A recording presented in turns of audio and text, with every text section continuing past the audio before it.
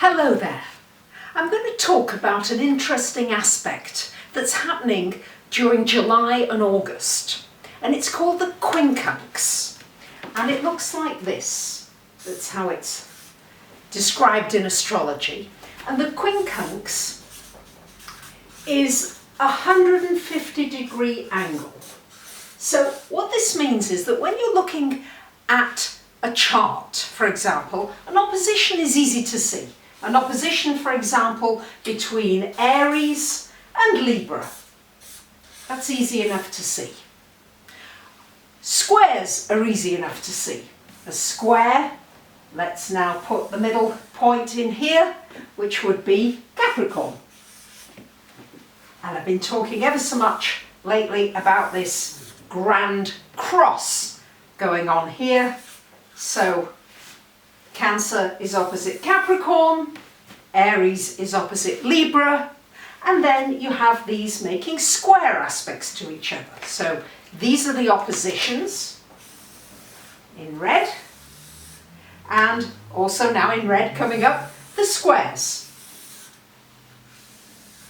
Oppositions are 180 degrees, they're opposite each other, and the squares are 90 degrees. The angle on a triangle here, this would be a 90-degree angle.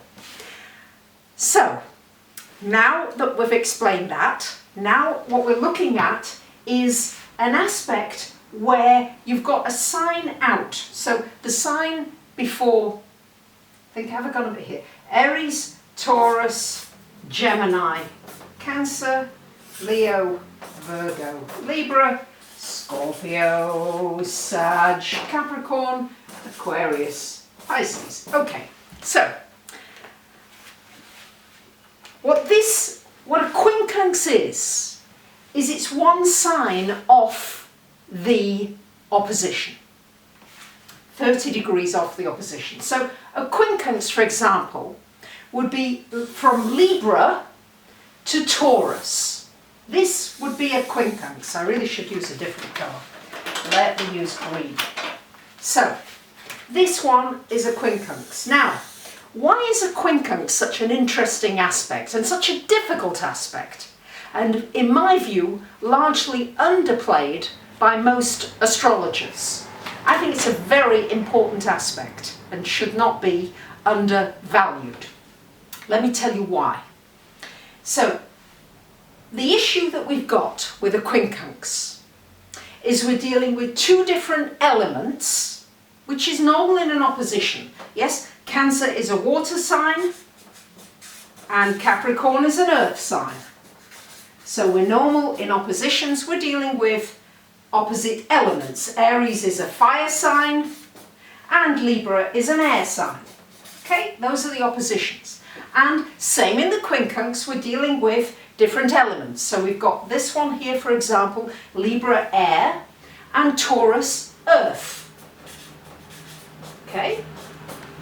Libra air, Taurus earth. And equally, a Quincunx could go to the other side. It could go from the Libra here, the air, to Pisces, water. Okay? So you can see that these are, that would be in and of its own similar to the opposition. But what makes the Quincunx even more challenging is that we're dealing with a different modality, as in modalities cardinal, fixed and mutable.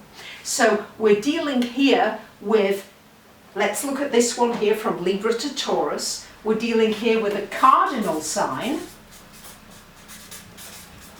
and we're dealing here with a fixed sign. Whereas when we're dealing with an opposition, we're dealing with the same, usually the same modality. So this Aries is cardinal, Libra is cardinal, Cancer is cardinal, Capricorn is cardinal. Whereas in the Quincunx, we're dealing with cardinal and fixed and different elements. And the same here, we're dealing with a cardinal sign if it's Libra, and if it's in Pisces, we're dealing with a mutable sign. And that's the issue with the Quincunx. Not only are you dealing with different elements, you're dealing with different modalities. And why does that matter? What that means is that it's so much more difficult to find the common ground and the connection. Let's look at this realistically. We've got Libra here, which wants to share and let's do things together and let's be in a relationship and how can I please you? And Taurus that says, well, you know, I'm quite happy pottering around on my own. I can do the gardening and I can do some cooking and likes the commonality they do have as this happens is they're both ruled by Venus, so they do have some commonality here, but generally they are very different vibrations. Taurus, as I say, is not immediately looking for the partnership and pleasing people as much as Libra really wants to do. I can certainly attest to that. So these are just such different vibrations. Libra here is a cardinal sign, wants to get on with things, let's do something. Pisces, well, that isn't to say that some of you Pisceans don't take action and do things, but generally Pisces as an archetype of Pisces, it's like, oh, well, you know, let's kind of just go with the flow. We can just see how things go. We don't need to have fixed plans. But Libra as a cardinal wants to get going and mutable. Yeah, well, maybe tomorrow, maybe another day, another thing happening. So that's what we're dealing with is this energy of so many differences that when a quincunx happens, it's a real challenge to balance those energies. If you've got them in your chart, they are very powerful and they should not be ignored. And they're really important as well when it comes to transits and progressions. Those quincunxes I often find are very important in terms of predictive astrology. So let me now take this a step further and show you how this quincunx now is playing out in the heavens and why it's so important and why it's affecting us all. So, what we've got going on in the skies is we have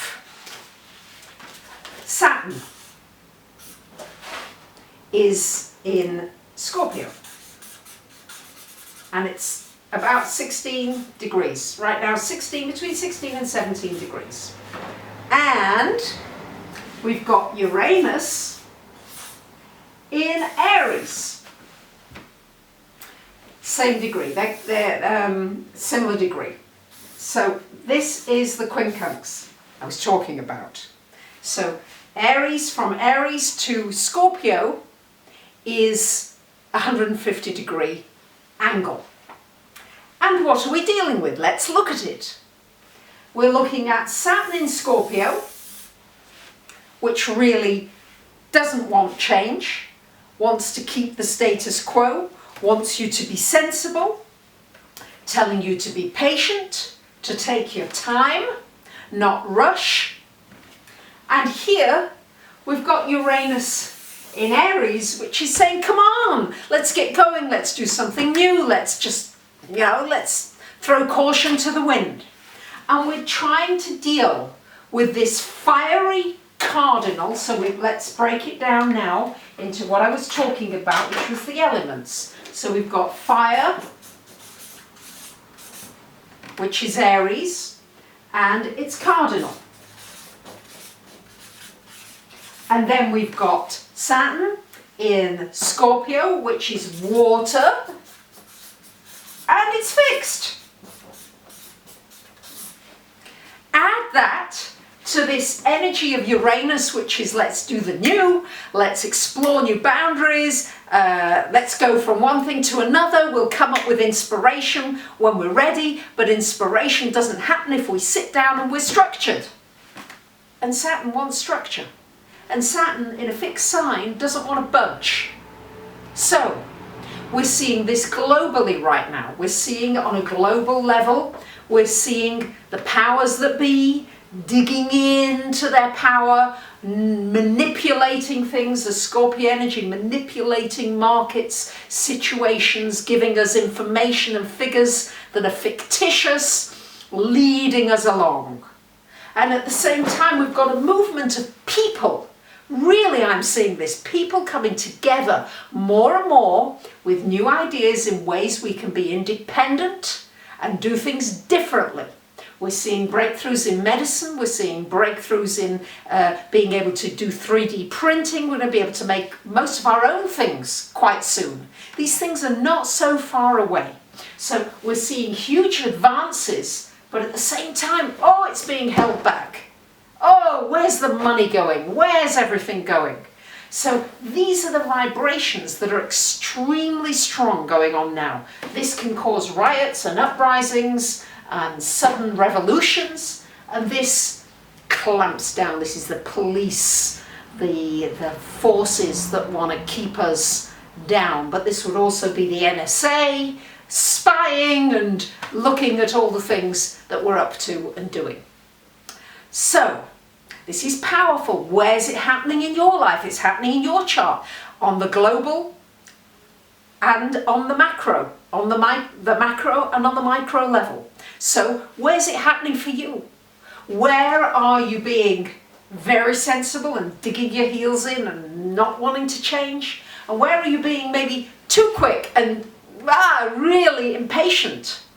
And how can you balance these energies? So the key here is going to be to learn how to balance these energies, to know when you've got enough structure and when that structure is suffocating you, to know when you've really done enough due diligence and you can take that leap of faith.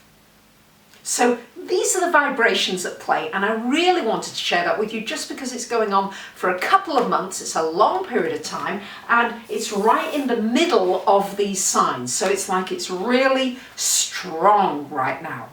So there you have it. I hope you've enjoyed this educational video. I love teaching astrology, and I'd appreciate any comments and feedback, and also if you would share and subscribe, that would be great too. Thank you for listening. Bye for now.